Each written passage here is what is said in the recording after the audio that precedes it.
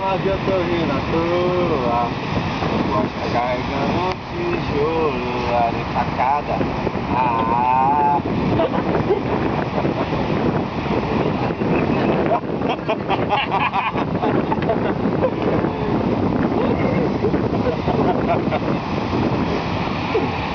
Vai doidar, eu chegava na rua. Ele tem que ir na praia. Lá no Galinha Azul ele tá marcando quanto? 42, 43. Ele dava Cabernete. Não, Cabernete ele tá marcando 65. Já morreu 2 de lá já, Serafim, outro cara lá. Então, o pessoal tá morrendo, cuidado, ó, cuidado, maluco.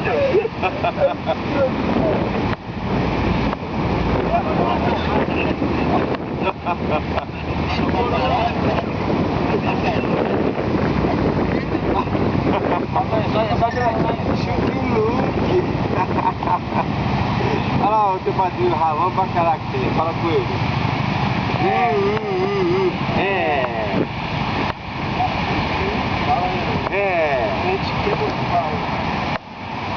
Quando eu estudei a onda?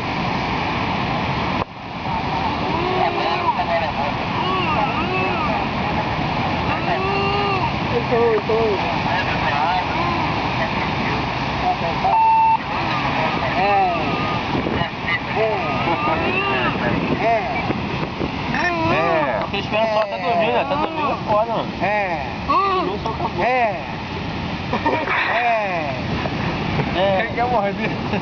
Dá pra ele descer pra comer. Tá dando pra mim? Eu não. Como é que ele fica encerrado? Quem já conhece quando chegou lá do eu acho. Não, ó, você não sabe se vier?